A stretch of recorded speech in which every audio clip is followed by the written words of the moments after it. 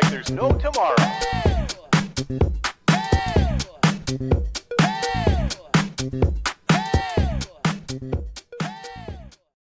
Nathalie et Guillaume, bonjour à vous. Bonjour Mathieu. Salut Mathieu. Aujourd'hui, nous avons tout vérifié, tout va bien, aucune pollution avec nous. On est prêt pour faire une enquête dont vous ne connaissez pas du tout le sujet. Et je vous le dis, bon, tout le monde connaît un petit peu malheureusement ce sujet, c'est le cancer. Effectivement, on a tous, soit dans notre entourage, soit dans une personne qui a pu justement avoir un cancer. Et effectivement, j'aimerais qu'on aille regarder s'il y a des raisons énergétiques plus que physiques par rapport à cette maladie ou à ces développements peut-être sur certains organes. Peut-être je vous propose de faire quelque chose de très didactique, c'est d'aller voir quelqu'un, par exemple, qui aurait justement un cancer, et juste de simplement regarder ce qui s'est passé dans sa vie et pourquoi cette personne a un cancer. Est-ce que Nathalie ou Guillaume, vous avez trouvé quelqu'un ? Alors, première chose que je perçois, c'est que au niveau énergétique, ça se représente comme un brouillard gris, quelque chose de une sorte de nuage, quelque chose de gris épais, et ça m'indique interférence. D'accord. Première chose que je perçois, c'est ça. D'accord. Guillaume, qu'est-ce que tu perçois de ton côté ? Alors moi aussi, c'est parti d'un point de vue énergétique et je vois en fait un amas d'énergie qui ne circule plus en fait, qui est comme sclérosé. Tu vois, c'est comme si le cancer en fait était une structure énergétique condensée et qui n'arrive plus à s'éliminer, à circuler, et qui se referme un peu sur elle-même, tu vois, comme une sorte de vortex négatif, tu vois, un truc comme ça. Et en fait, cette énergie tourne sur elle-même et nourrit la maladie. Ouais. D'accord. C'est comme une chape, en fait, qui reste en suspens au-dessus de la personne, et ça la sépare. Ça la sépare de son énergie et de sa conscience, de son esprit. Il y a pas de communication. Mhm. Et ça circule pas. Il n'y a pas de circulation énergétique, en fait. Donc là, vous êtes plus... Est-ce que, par exemple, à cause de cette maladie... Alors, je rappelle aussi quelque chose d'important, c'est qu'on n'est pas du tout des médecins. Si jamais vous êtes lié à cette maladie ou avec une personne qui a cette maladie, rappelez-vous que effectivement tout ce que l'on voit est à mettre avec beaucoup de discernement et qu'il ne faut pas justement arrêter un traitement, par exemple, si vous êtes dans une chimio ou avec des prises de médicaments par rapport à ce qu'on pourrait voir ou pas dans cette enquête. C'est important de le rappeler avant de continuer un peu plus loin, effectivement. Est-ce que cette maladie, de votre point de vue, toujours, est quelque chose de plus physique ou plus énergétique ? Pour moi, clairement, tout de suite, c'est... Alors, moi, tout de suite, c'est énergétique. Et c'est... Alors, c'est en fait, la conséquence... Le physique, c'est la conséquence. Mais ça démarre par une énergie qui est bloquée, qui est compressée, tu vois, et qui, à force d'être là et de ne plus bouger, a des répercussions sur le physique, transperce en fait les différents corps. D'accord. Exactement. Et qui vient s'installer et s'accumuler dans une partie, une région particulière. Ce qui est un peu troublant par rapport à l'étude de cette maladie, c'est que des personnes qui sont justement dans un environnement, par exemple, la personne, on connaît Thierry Ardisson par exemple, qui a tout le temps fumé à la télé. On l'a toujours vu en train de fumer. Et au bout d'un moment, il s'est dit, bon, je vais quand même, j'ai pris de l'âge, je vais quand même aller faire un examen parce que j'ai surtout certainement des problèmes. Et en faisant les radios, justement, il n'avait rien du tout, comme s'il n'avait jamais fumé de sa vie. Donc ça veut dire qu'il s'attendait presque à avoir un cancer parce qu'il avait vraiment fumé beaucoup, et pourtant il expliquait dans une interview qu'il n'avait rien. Et il y a des personnes effectivement qui sont sujettes à beaucoup de pollution extérieure, donc physique, et qui ne développent aucun cancer, et d'autres personnes qui ne le sont pratiquement pas, et qui vont justement développer des cancers. Est-ce que vous avez des réponses par rapport à ça, justement ? Ouais, moi alors, je sais pas, non, vas-y, Nathalie, je te coupe la parole. J'en ai pas pour longtemps, simplement. Vas-y, Je vois un fort lien aux émotions. D'accord. Voilà. une répercussion aussi des émotions sur le corps. Est-ce que c'est justement ces émotions qui vont faire se cristalliser ces pollutions extérieures? Ce sont les émotions qui ouvrent les failles aux interférences extérieures dans l'éther, en fait, et qui viennent générer cette chape au-dessus du corps. D'accord. Guillaume? Alors moi, ta question, elle m'a tout de suite amené sur le terrain de la personne, en fait, et ses forces et ses faiblesses, mais surtout énergétiques. C'est-à-dire que, tu vois, j'ai regardé Ardisson, là, par exemple, tu l'as cité un exemple, et lui, en fait, il a comme un espèce de bouclier à ce niveau-là. Alors, au niveau des poumons, par exemple, il a un bouclier, il a quelque chose qui le protège, il a des énergies qui sont fortes et qui n'ont pas permis le développement d'une quelconque maladie, puisque l'énergie circule bien au niveau de ses poumons, de ses défenses énergétiques au niveau des poumons. Donc tout va bien. Par contre, une personne qui aurait eu une petite faille ou une sensibilité aurait tout de suite été impactée, puisque l'énergie se serait engouffrée dans une faille et se serait développée, se serait bloquée, aurait trouvé un petit creux, tu vois, pour faire son nid. Et puis voilà, donc en fait, on n'est pas tous égaux parce que aussi ça dépend de notre terrain énergétique et de nos forces et nos faiblesses énergétiques. D'accord. Effectivement, quelqu'un qui est par exemple complètement nettoyé d'interférences, qui arrive justement à faire circuler ses énergies, serait certainement moins touché par cela. Ah oui, complètement. Ce que je voyais aussi par rapport à l'exemple que tu donnais, ce cher monsieur, c'est que c'est pas parce qu'il a fumé toute sa vie qu'il va être impacté, que ce sont ses poumons qui vont être impactés. Il n'est pas forcément à l'abri non plus. Bon, je sais pas, je le vois pas dans l'avenir, mais c'est pas parce qu'il fume, c'est pas parce s'il devait déclencher cette maladie, c'est pas forcément sur les poumons que ça viendrait se poser. Ça peut être ailleurs. Alors, c'est intéressant que tu parles de ça, effectivement, Nathalie, parce que c'était ma question d'après, c'est justement où ça va se fixer.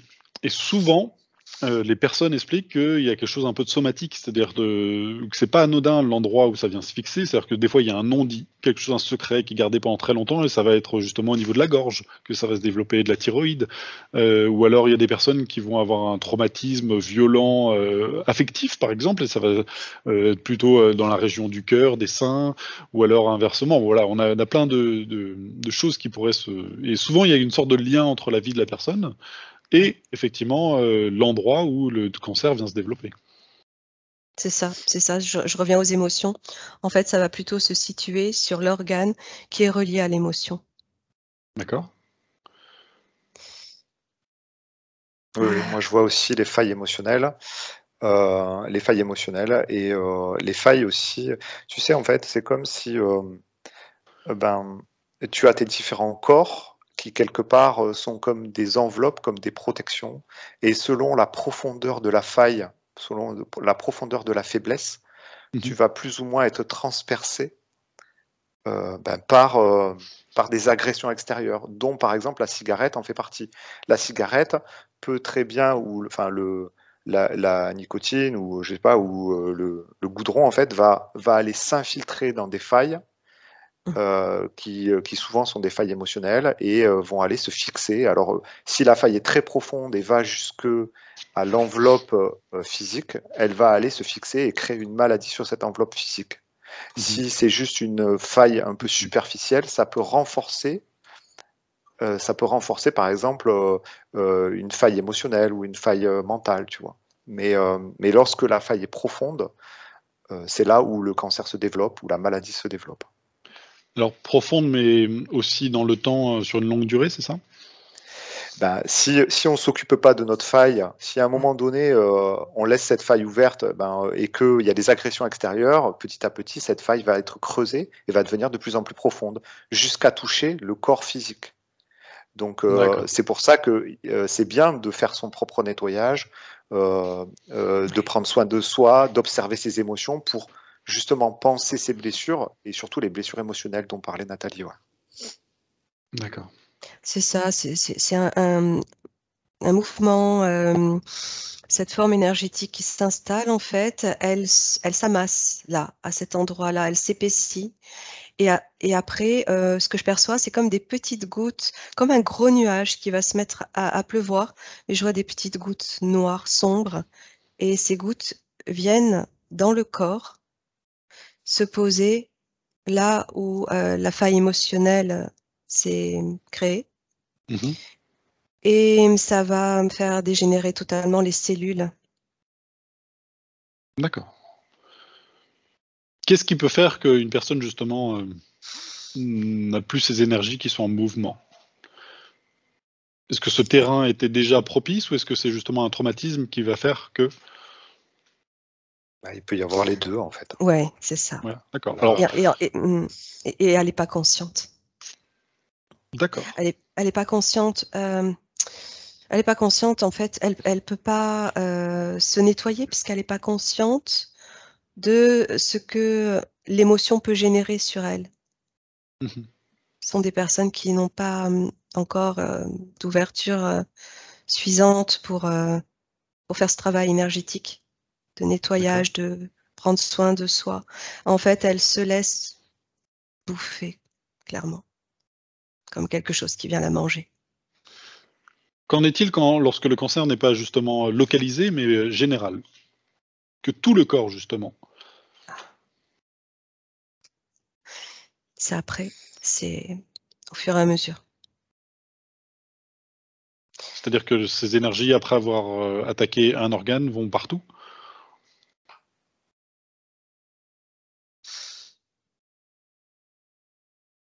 D'accord. Oui. Ça fait comme Alors, une onde de résonance. Pardon, Guillaume. Ouais. vas-y. En fait, je voyais un organe qui devenait noir et qui envoyait des ondes sur les autres organes. Et ça fait une résonance et ça va comme, j'aime pas dire ce mot, mais pourrir aussi. Je vois comme de la putréfaction. D'accord. Mm. Est-ce que ça veut dire que si une personne prend conscience de cela, que c'est énergétique avant d'être physique, ou en tout cas une cause de ce qui se passe au niveau de l'énergétique, il y a moyen aussi de changer les choses? Bien Alors sûr. là, je ferai Complètement. encore une autre parenthèse en expliquant, pour que ce soit un peu pédagogique, comment ça fonctionne justement, par exemple en hypnose régressive. On dit souvent qu'il y a un temps de métabolisation, parce que justement quelqu'un, par exemple, qui est alcoolique et qui aurait bu toute sa vie, si elle arrête de boire aujourd'hui, son foie est toujours un foie d'alcoolique. Et pour information, il faut 7 ans pour que le foie ait vraiment évacué toutes les cellules alcooliques pour qu'elle soit un vrai foie considéré comme n'ayant jamais bu d'alcool, par exemple. Donc là, encore une fois, il ne faut pas s'attendre non plus à des choses miraculeuses dans le physique. Si c'est énergétique, après, ça peut-être améliorer quand même la situation. Qu'est-ce que vous voyez, vous, de... Ce qui est intéressant, c'est que lorsqu'on s'aperçoit qu'on a une faille énergétique, une faille émotionnelle, ce qui est intéressant, c'est de l'observer, de la conscientiser et surtout de la combler, en fait, c'est-à-dire essayer de voir pourquoi cette faille s'est créée et faire en sorte qu'elle soit en paix et qu'elle soit rebouchée et qu'elle soit pleine d'amour, on va dire, pour que plus rien ne s'engouffre dedans. Et quand on a fait ce travail, le corps, lui, va réagir, c'est-à-dire qu'il va se nettoyer. Il va dire, OK, je n'ai plus cette faiblesse. La personne a compris que j'avais cette faiblesse. Et donc, entre guillemets, je peux lancer un processus de guérison et de régénération. Tu vois. Nathalie? Oui, clairement, l'énergie, en fait, accélère le processus. Une personne, alors tout dépend aussi du niveau de conscience de la personne. Ça peut aller très très vite sur une personne ultra consciente parce qu'elle manipule déjà l'énergie, elle sait travailler avec, elle sait la faire circuler dans son corps. Et qu'est-ce que je voulais dire par rapport à... Oui, parler à son corps, parler à ses cellules, comme communiquer avec pour faire passer l'information, c'est super important. C'est ce que je percevais. Par exemple, quelqu'un qui aurait un secret, qu'elle a gardé toute sa vie, justement. Et ce cancer, justement, pourrait se développer au niveau de la gorge, au niveau de cette zone-là, de la parole. Et le fait, par exemple, d'en prendre conscience, que ça peut être la raison au tout début énergétique qui pourrait avoir les conséquences que l'on connaît, le fait, par exemple, d'exprimer ce qui s'est passé, pourrait peut-être justement créer un terrain justement plus favorable et prêt peut-être d'aller voir un énergéticien ou faire une session d'hypnose régressive, je sais pas, qu'est-ce que vous voyez qui serait plus approprié Je le vois s'exprimer. Ouais, Pardon, ce qui est sûr, c'est que ces failles émotionnelles là, ou ces failles, enfin ces traumas en fait de la vie, créent des brèches et donc l'énergie négative en fait, l'énergie va s'engouffrer dedans et va rester, va stagner, va pourrir dedans. Et le fait de tout de suite s'occuper de cette faille énergétique, la regarder, tout ça, referme la brèche. Et alors moi, tu vois, je voyais au poumon là, tu vois, je voyais typiquement le secret de famille là. Je le voyais s'ouvrir au niveau du poumon. Effectivement, ça peut être au niveau du chakra de la gorge aussi, mais je le voyais à ce niveau-là, et je voyais que on peut s'éviter des déboires de santé en s'occupant en amont de nos failles énergétiques. Ouais, c'est ça. D'accord. Alors, peut-être, alors je vais te donner la parole, Nathalie, peut-être vous pouvez aller regarder le cas de quelqu'un en particulier. Juste des exemples, juste pour que... C'est ce que voilà. Ce que tu avais. Ok, Nathalie, dis-moi. Justement, je voyais cette personne dont tu parlais, une personne atteinte à la gorge, et je voyais que ce qui se passe, en fait, c'est que cette énergie s'amalgame et ça se compacte là aussi dans le corps. Ça fait comme une grosse masse noire qui vient boucher. Et quand on parlait d'énergie, de prendre conscience et d'extérioriser, je la voyais cracher, comme cracher ce gros truc noir. Et en fait, elle peut s'en débarrasser. Avec un travail, oui, en hypnose, tout à fait, un travail de conscience, de conscience de soi. Et ne pas hésiter à s'auto-soigner. Mais le premier pas serait celui d'exprimer, dans ce cas-là en tout cas, ou de conscientiser c'est quoi le problème. Oui, exactement. Donc parce qu'on pourrait faire autant de sessions énergétiques que l'on veut et tout ça, si on est toujours dans le déni peut-être de ce que l'on cache soi-même, quel est vraiment notre problème. Ça peut être beaucoup des sources diverses, parce que ça peut être une jalousie envers quelqu'un, ça peut être... Voilà, il y a tellement de traumatismes dans une vie qu'on peut justement garder et puis cultiver, j'ai envie de dire ça, parce que j'ai l'impression que c'est vraiment pas quelque chose, un traumatisme qui pourrait justement s'étaler sur une semaine, mais plutôt sur des mois et des années, qui justement créent ces énergies qui justement après vont affecter les organes. Guillaume, est-ce que tu as trouvé aussi un exemple? Oui, moi j'ai... bon, c'est un grand classique, mais c'est une femme qui a un cancer du sein. Et en fait, je vois que cette femme, donc infirmière, est complètement dévouée à la cause des autres et ne s'occupe jamais, elle ne s'est jamais occupée d'elle. Et en fait, le corps en fait réagit en lui signifiant qu'elle a besoin de s'occuper d'elle, elle a besoin de prendre soin des autres et arrêter de se préoccuper des autres, car c'est comme si son corps émotionnel était décalé par rapport à sa propre essence. Tu vois, en fait, ce qui cause cette faille émotionnelle, c'est que son corps émotionnel n'est plus centré sur elle, donc j'ai une énorme faille qui... Donc en fait, elle est comme vulnérable aux énergies extérieures, et là, elle se fait toucher par le cancer du sein. Tu vois. D'accord.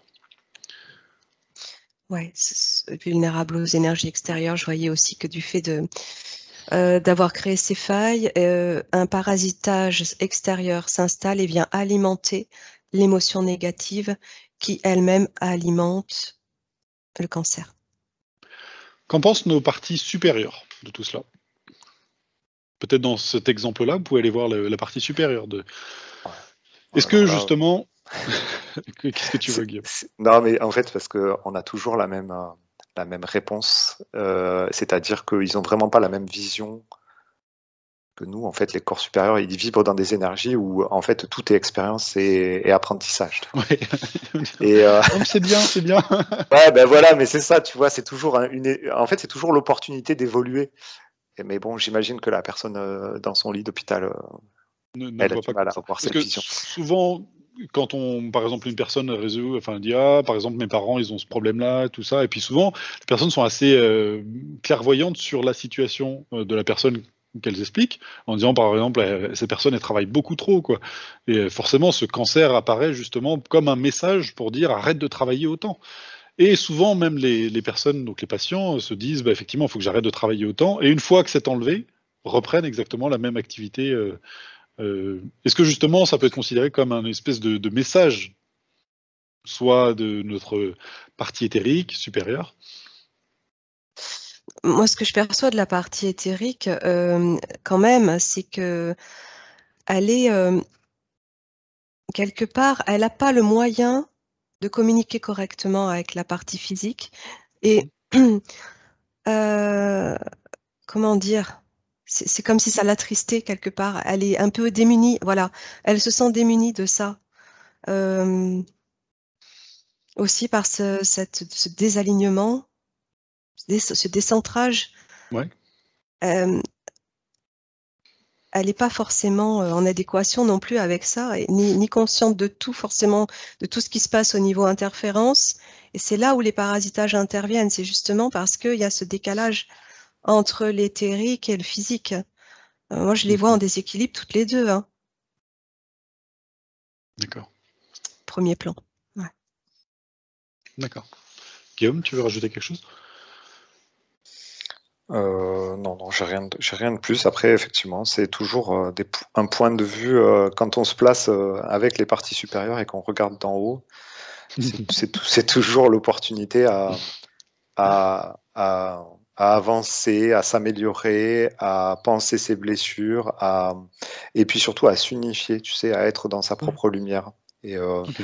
être souverain, tu sais, de soi et de ses énergies. Alors, il y a beaucoup de questions qui pourraient être posées par rapport à ce sujet. Hein. C'est un sujet assez vaste. J'aimerais juste poser une dernière question par rapport à des cas un peu particuliers. C'est-à-dire qu'il y a des personnes qui se présentent avec un cancer, par exemple, très avancé, un cancer au niveau du cerveau, par exemple, et il y a vraiment une tumeur très importante, et la personne fait justement une expérience de mort imminente. C'est-à-dire qu'elle décède, mais finalement est récupérée. Et elle revient, c'est un témoignage que j'avais vu, elle est revenue en disant, mais j'ai vu la lumière, j'ai tout vu derrière, je me suis pardonné à moi-même et je suis revenu. Et en fait, ce qui est le plus troublant dans cette histoire, c'est que après on refait des scans et on voit qu'il n'y a plus aucune tumeur. Et ça, d'un point de vue médical, c'est qu'une tumeur parte progressivement, d'accord, mais en juste une soirée, c'est-à-dire qu'on la croit morte, elle revient et puis elle n'a plus de tumeur. Qu'est-ce qu'il y a à comprendre? Écoute, moi, j'ai tout de suite perçu, quand elle fait sa NDE, elle a accès, elle a une connexion directe avec la lumière. Je voyais la connexion avec la source. Hein. Et cette lumière vient tout de suite emplir son cerveau.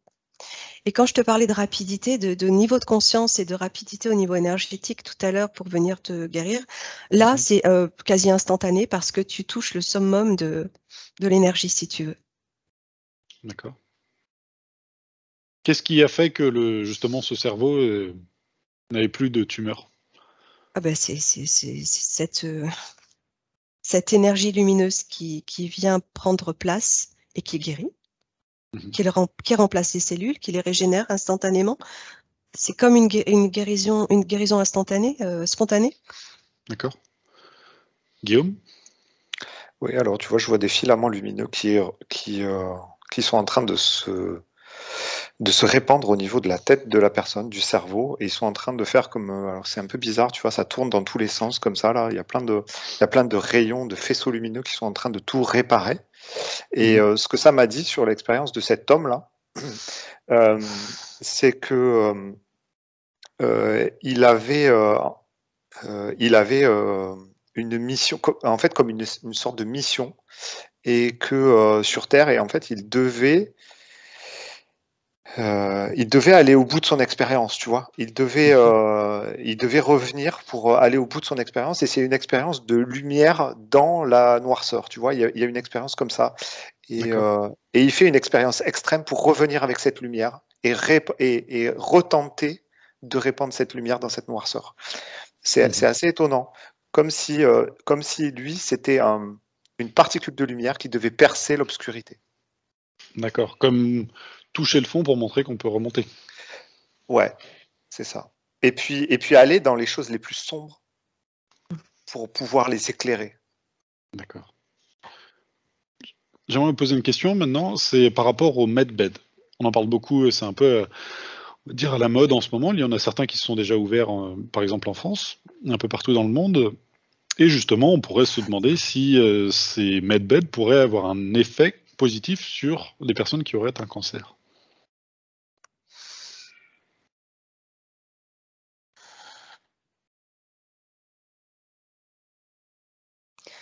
Je perçois ce que j'avais déjà perçu. Je m'y étais déjà connectée il y a quelque temps. Je perçois à nouveau la même chose, ça se scinde en deux. Pour moi, ce qu'on a aujourd'hui sur Terre dans notre densité peuvent pas amener la même chose que ceux qui sont utilisés dans la 5D. Il y a un manque de... Il manque de l'énergie, il manque de la hauteur. Ça peut qu'on pas est trop dans fonctionner. les fréquences sont trop lourdes pour que l'impact soit suffisamment intéressant. Ouais, on peut pas l'utiliser sur notre plan, pas correctement. Alors, pas correctement, mais ça veut quand même dire qu'il y a peut-être un effet.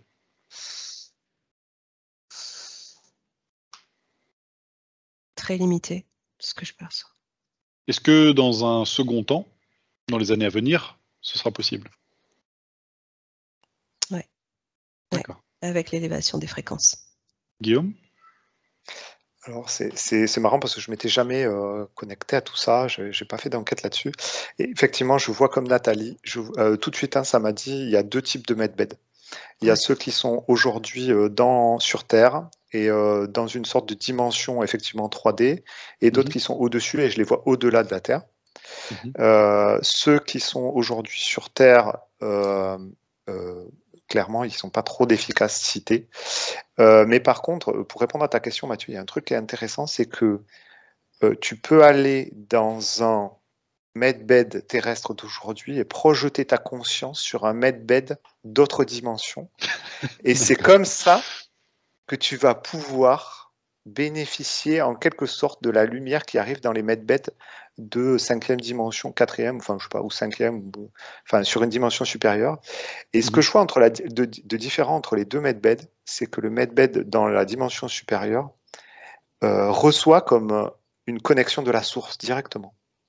C'est comme s'il était plugué, tu vois, sur la source, alors que celui qui est sur Terre est comme un peu inerte. Ouais, c'est exactement. D'accord, donc ça veut dire comme si cette connexion n'arrivait pas encore totalement sur les medbeds, justement à cause de la densité qui est encore trop forte pour pouvoir vraiment faire recréer cette connexion. Est-ce que d'un côté, ce serait pas aussi un peu trompeur pour les personnes d'aller justement chercher une aide extérieure à un problème qui est intérieur? C'est-à-dire que finalement, on pourrait se dire, oui, mais si tu as quelque chose à évacuer au niveau de la parole, par exemple, pourquoi aller évacuer-le justement en disant les choses? Peut-être aussi que la personne en face a besoin de l'entendre, parce qu'elle est peut-être cru comprendre le problème, voilà. Peut-être que c'est la solution de facilité pour l'homme tel qu'il est aujourd'hui. En tout cas, dans le sujet du cancer qui nous occupe aujourd'hui, hein, par rapport au medbed. Oui, non, mais complètement, ça rejoint ce que tu viens de dire, c'est ça. C'est d'abord un travail sur soi. Le medbed, il est là plutôt en cas de réparation urgente ou. Mais ça colle pas avec ça va pas avec notre plan, avec notre densité et avec justement ces failles émotionnelles et tout ce que l'on vit ici dans cette dimension, en fait. Ça colle pas, ça va pas. Ok. Bon, on attend pour quelques années, les années à venir, ça va être peut-être très efficace à l'inverse. Mais ce qui est intéressant aussi, Mathieu, tu vois, c'est que je vois quand même, malgré tout, que le medbed a un côté initiatique à l'énergie, qui peut être intéressant. C'est-à-dire que, effectivement, tu vas t'allonger dans ce lit, tu vas te demander ce que tu fais là, et tu vas te demander comment ça fonctionne. Et en fait, ça va t'amener à cheminer vers l'énergie, vers la conscience, vers le pouvoir de l'intention. Et finalement, ça peut t'amener à retourner à l'intérieur de toi. Alors c'est tout à fait intéressant parce que les commentaires que j'en ai eu justement de ces medbeds, certaines personnes justement sentaient des zones que les énergéticiens connaissent très très bien, qui sont réactivées justement, et qui étaient justement très en lien avec ce que tu es en train de dire. Comme si justement ça se réactivait, ou que dans le physique, on commençait à avoir des chatouillis à des endroits que les énergéticiens connaissent parfaitement en fait, parce que c'est là où l'énergie passe. Ok, mais peut-être c'est pas encore assez violent pour vraiment avoir vraiment un ordre médical presque. Ouais. Ok. Bon, on ira chercher peut-être plus tard, hein. Tout ça peut changer dans les mois à venir. En tout cas, bon, on est sur un sujet qui est quand même justement médical. Je rappelle encore une fois, faites attention, faites preuve de discernement pour ce sujet, ou aussi pour les medbeds, hein. Effectivement, n'allez pas plonger dans une solution directement et de lâcher l'autre. Je parle justement du côté médical. S'il y a des choses à faire, faites-le. Et ne prenez pas tout ça. En tout cas, s'il y a des choses à exprimer, s'il y a des choses à évacuer d'un point de vue énergétique, apparemment, ça a l'air de fonctionner aussi. Ouais. C'est toujours une bonne chose. Ok, merci Nathalie, merci Guillaume. Est-ce que vous avez quelque chose à rajouter sur ce sujet? Non, juste qu'il faut vraiment prendre soin de soi. C'est vraiment important. Ok. Travail sur soi est essentiel. Voilà, faites circuler les énergies, alors peut-être en prévention. Justement, peut-être ce serait le dernier point qu'on pourrait donner, c'est justement comment, et je sais que Guillaume, tu es énergéticien également, en plus de l'hypnose régressive, est-ce que tu pourrais donner un conseil justement pour, au quotidien, faire circuler l'énergie? Ouais, ce qui est important, c'est de s'observer, d'observer ce qui se passe en soi, d'écouter son corps, c'est vraiment primordial. Savoir, tiens, j'ai mal à l'épaule aujourd'hui, pourquoi j'ai mal à l'épaule? Qu'est-ce qu'elle me dit, cette épaule? Et puis observer l'énergie de douleur de l'épaule. Où est-ce qu'elle va? Pourquoi elle se place comme ça? Pourquoi je la retiens? En fait, il y a tout un travail d'observation, de vigilance et d'accueil de tout ça. D'accord. Est-ce qu'après, dans le physique, on peut avoir des mouvements ou effectivement des positions à faire pour justement faire circuler tout cela? Je sais que par exemple, le Tai Chi, le Qigong sont aussi peut-être efficaces, non? Ouais, bien sûr, il y a plein de pratiques, il y a plein de choses qui sont bonnes pour faire circuler son énergie, pour l'observer, pour prendre pour prendre soin de soi. C'est vraiment primordial.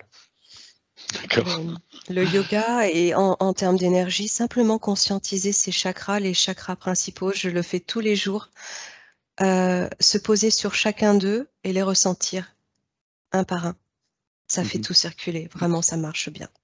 Ok. Ouais. Donc déjà, rien que de poser l'intention de tout faire circuler, Ouais. voilà, de sentir s'il y a des tensions quelque part. Ok, très très bien. Merci à vous deux, merci beaucoup, et merci à tous ceux qui nous auront suivis, soit sur ma chaîne, soit sur celle de Guillaume ou celle de Nathalie. On a tous les trois les chaînes, donc allez vous abonner à chacune d'entre elles et nous laisser un commentaire bienveillant. Chaque fois, ça nous fait toujours plaisir et c'est intéressant de savoir que ça vous a plu, effectivement. Merci à vous tous. Merci. Merci. Merci.